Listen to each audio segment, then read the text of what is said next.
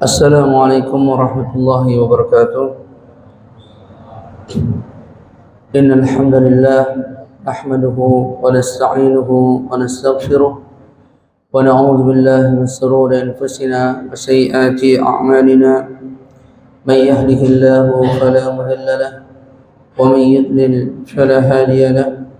أشهد أن لا إله إلا الله وحده لا شريك له وأشهد أن محمدا عبده ورسوله لا نبي بعده. قال الله تعالى في كتابه الكريم: أعوذ بالله من الشيطان الرجيم. بسم الله الرحمن الرحيم. يا أيها الذين آمنوا كتب عليكم الصيام كما كتب على الذين من قبلكم لعلكم تتقون.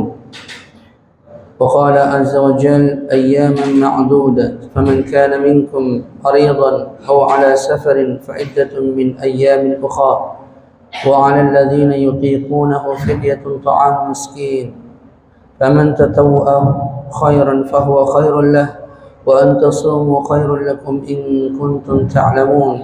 شهر رمضان الذي أنزل فيه القرآن هدى للناس وبينات من الهدى والفرقان فمن شهد منكم الشهر فليصمه ومن كان مريضا أو على سفر فعدة من أيام أخرى يريد الله بكم اليسر ولا يريد بكم العسر ولتكملوا العدة ولتكبروا الله على ما هداكم ولعلكم تشكرون. Hadirin,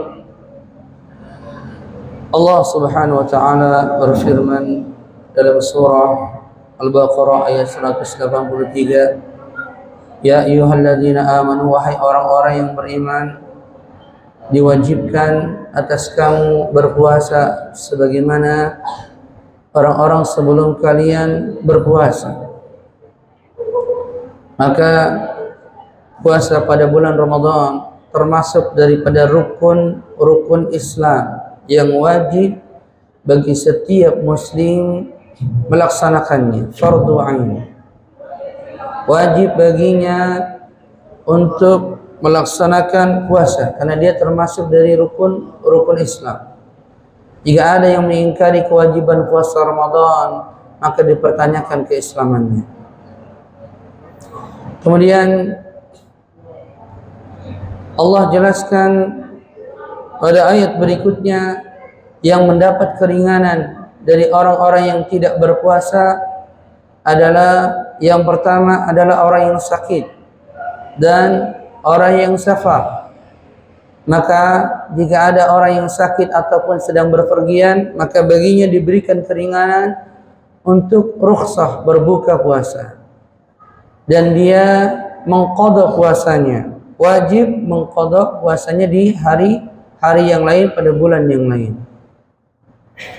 Kemudian juga di antara yang diringankan, yang tidak diwajibkan berpuasa, wa 'alal ladzina yutiqunahu, dan orang-orang yang tidak sanggup lagi untuk berpuasa. Yang pertama adalah orang yang sudah sangat tua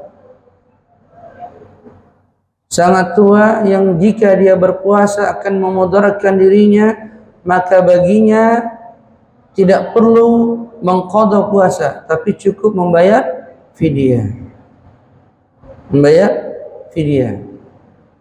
Yang kedua, orang yang sakit menahun, yang dengan sakitnya ini susah diharapkan kesembuhannya, maka baginya juga membayar fidyah. Kemudian yang ketiga dan yang keempat, di sini ada khilaf perselisihan ulama. Yang ketiga wanita yang hamil, dan yang keempat wanita yang menyusui. Ini sebagian dari mazhab berpendapat juga dia membayar fidyah. Jadi ada 4. Apa itu bayar fidyah? Seukuran 1 kali makan orang fakir miskin. Kita kasih 1 bungkus untuk 1 orang. Gampangnya kita beli nasi padang, kemudian kita kasih 1 orang fakir miskin setiap hari. Berarti dari sini kita bisa ambil faedah bahwasannya yang wajib yang berpuasa Ramadan yang pertama adalah dia balik, kemudian Islam, kemudian berakal. Ini secara umum seluruh amalan syarat ini.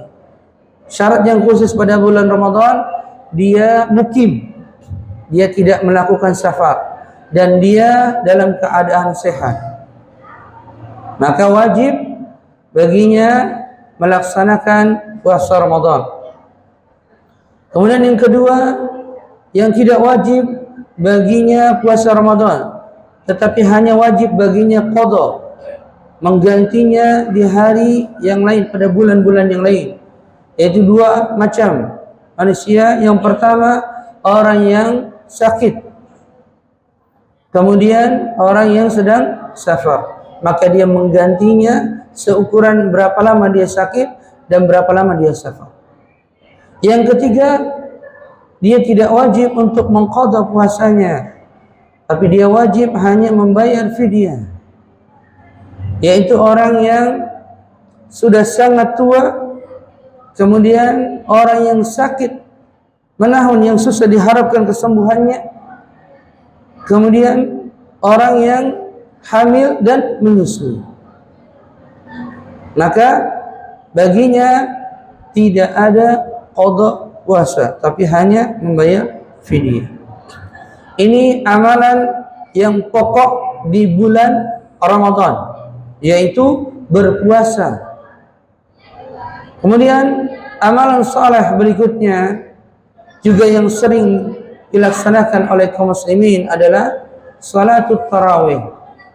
Salat tarawih yang dilaksanakan pada malam hari. Pada malam hari. Kata Nabi sallallahu alaihi wasallam, "Man qama Ramadhana imanan wa ihtisaban, ghufira lahu ma taqaddama min dhanbi." Barang siapa yang qama Ramadhana, yang berdiri, yang salat qiyamul lail, salat tarawih, imanan, dengan keimanan kepada Allah, yaitu dia mengimani, wahtisaban, dan dia harapkan pahalanya, ghufira lahu ma taqaddama min dhanbi, maka dosa-dosanya akan diampuni oleh Allah Subhanahu wa ta'ala. Jadi usahakan dua amalan ini, berpuasa dan salat tarawih, benar-benar dilaksanakan selama bulan suci Ramadan. Kemudian amalan berikutnya yang juga dianjurkan oleh Nabi dan para ulama kita adalah qiraatul Quran, membaca Al-Quranul Karim. Sehingga sebagian ulama ketika Ramadan dia tidak membahas kajian apapun kecuali fokus hanya membaca Al-Quran saja.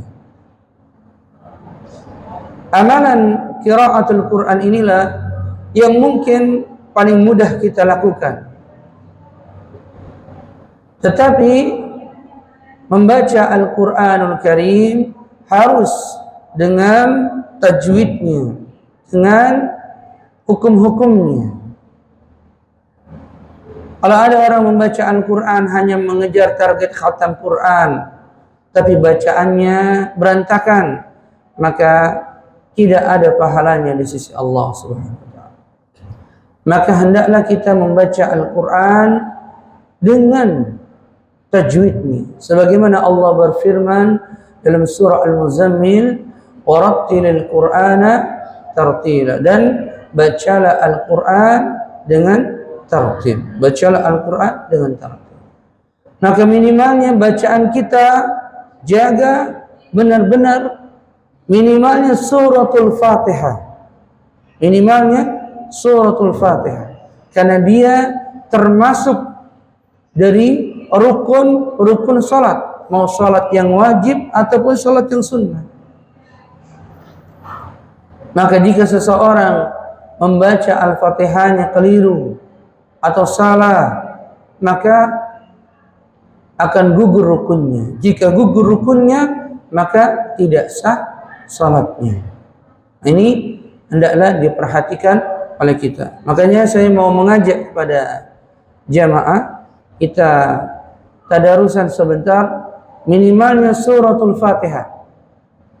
Kenapa? Karena dia pokoknya ummul kitab.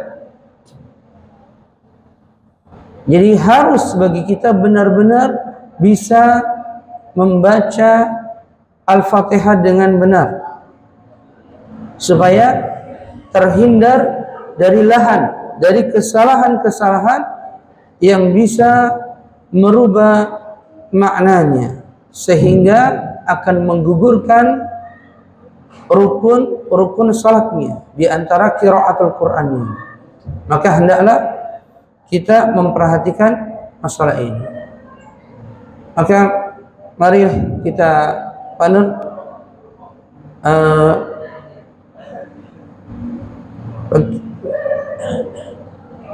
ambil mushaf Al-Quran, bagi yang mau silakan.